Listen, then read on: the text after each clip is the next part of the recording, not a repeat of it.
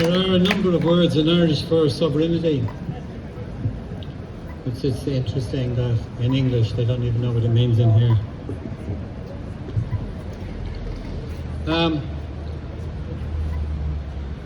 Mentioned earlier on about critical thinking.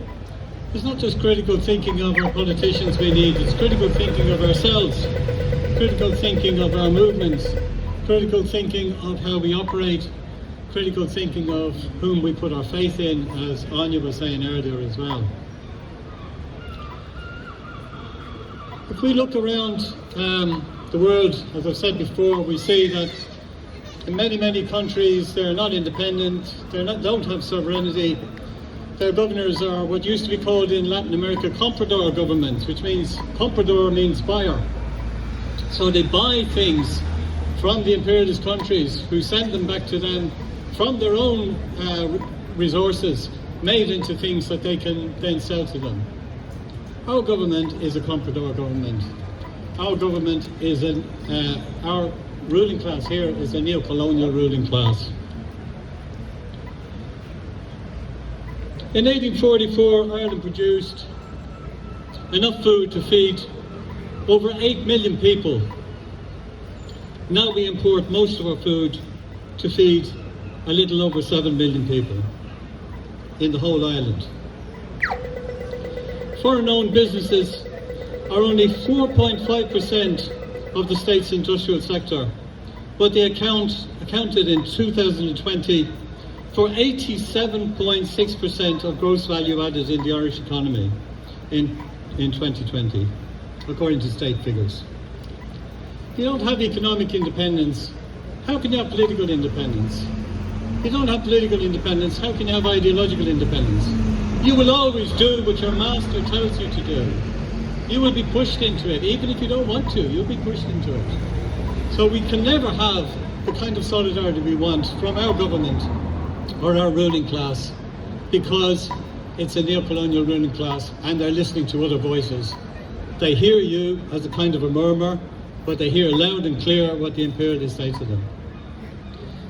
Here we stand in front of a place that some of you would call Dáil Éireann. I don't call it Dáil Éireann. It was Dáil Éireann in 1919 when it was a 32 county parliament in which everyone could be elected to. Now it is only for 26 counties and it's no longer Dáil Éireann, obviously, since that's not a whole of our Éireann, and it's now Leinster House. But in 1922, people took a stand for what they had elected and what they wanted to continue with, and what unfortunately we lost. And that's the song I'd like to sing, Soldiers of 22. I sing no song of the long ago, of the warriors fierce and bold, who bore their spears on the Irish hills in the golden days of old. But I raise a rant for our own dear lads, the loy of the brave and true, who flung their lives in the barn of Will, the soldiers of 22. When they heard the call of the coals laid low, they sprang to their guns again, and the pride of all was the first to fall, the glory of our fighting men. In the days to come, when with pipe and drum you'll follow the ways they knew, when their praise you sing, let the echoes ring to the memory of Palestine. Some fell in the proud red rush of war, and some by the treacherous blow, like the martyrs four in Dublin town, and their comrades at Drumbo, and 100 more in the barrack square, and by lonely roadsides too. Without fear they died, and we sing with pride of the martyrs of 22. Brave Liam Lynch from the north came down to stand with the faithful true.